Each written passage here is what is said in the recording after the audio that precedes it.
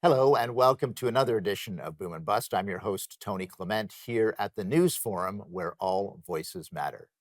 Joining us today is Don Drummond, a familiar expert voice who is now the adjunct professor and Stauffer Dunning Fellow at Queen's University. Don served at the Department of Finance and later as chief economist at TD Bank. Welcome, Don. No, thank you very much. I guess I have to ask you this: your assessment of the federal budget, which is now the law of the land. What are your hits and misses on this budget? Do you think? Well, start out, views are rarely formed without a context. And the context that was presented to us was the advertisement that this was transformational, generational. I didn't see any leaks, hints, anything to that order, but that's how it was described. When I opened up the pages, that was what I was expecting to find. That is not what I was expecting to find. I'll come in a minute. There's nothing particularly wrong with the budget, but it is rather normal par for the course. I don't see anything generational, transformational. If there is anything generational, it is bundling up one big pile of debt and passing it on to the next generation. I don't think that's what the government and the prime minister meant when he said it was generational. No, no. Also, there's a context. Having been, as you said, I worked on budgets for 23 years, maybe done more budgets than anybody else in the history of Canada.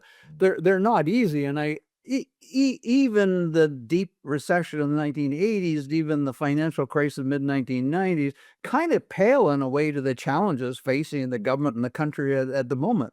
We have this juxtaposition of two really serious crises. We have the ongoing one that we have a terrible productivity record. How are we going to compete with anybody, even in free trade around the world, with our productivity? And now we've become so dependent on the U.S. market, but we don't have free access to it. So we're thrown in difficult circumstances. I don't think anybody was easily going to be able to shine a light on the path out of that. But we got bits and pieces of it. I think there's an honest attempt to try to get out of this problem, but it is tinkering around at the edges for the most part. And at the end of it, it's leaving us in a very vulnerable fiscal position. And that would be okay if there was reason to expect, hey, we're going to have a good period of growth. We'll get back Right. on track, but we may not recover from this tariff threat. And guess what? We still got to deal with the aging of the population, which we've known about since 1950s and done nothing to prepare for. We got the cost of climate change. In any world going forward, it's not going to be a free trade world, and that's not good news for the quintessential small open economy like Canada. And we got to absorb much higher defense spending, at least the higher amounts in this budget, and maybe an awful lot more. So there's no natural forces that say, don't worry, be happy. We've got a shock. We've responded to it like we did in the financial crisis. But guess what? We came back from the financial crisis. There were natural forces bringing us to come back.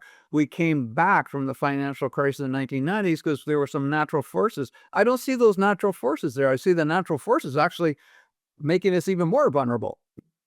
Okay, well, that is quite an analysis. Thank you for that, and it doesn't really bode well, does it? Will you've spent much of your career talking about Canadian productivity and competitiveness. Do you think that this budget will assist in boosting that idea? Unfortunately, the tagline to spending much of my life studying productivity and talking about productivity is, meanwhile, it's gotten worse. So Yeah, I certainly, it's not your haven't fault. solved. Not your No, fault. well, it's certainly not any glory to me for having resolved it as well. It's funny. We used to lament our poor productivity performance in the 1990s. We're only growing output per hour at 1% a year. We used to grow 1.8%. Now I look back, I would just like to have the 1% now because it's got even worse. And I used to think the solution was relatively simple, just fix up our macroeconomic policies. So there was good reason to believe that that was going to be the catalyst. We ran high inflation with high interest rates. We had extremely high tax rates. We used to have a tax directly on capital. We had a so-called retail sales tax, which was essentially a tax on business. We had heavy regulation and provincial trade barriers. The list went on. And I Sure. naively thought, if we fix these things, our productivity will recover.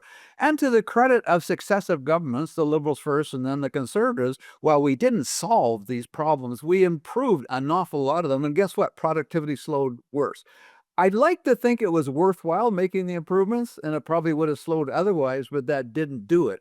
Mhm. So I have to admit, even as a researcher, the secrets are still somewhat secret. I Yes. started to think in the early 2010s that we had to pay a lot more attention to firm level behavior, Right. things like Right. competition. Why are Canadian companies less ambitious than they seem to be in other Indeed. countries? Did this budget unleash that? No, it didn't. We're going to And take a brief break, though, Don. I know you've got more to say. We'll have some time for that after these commercial messages.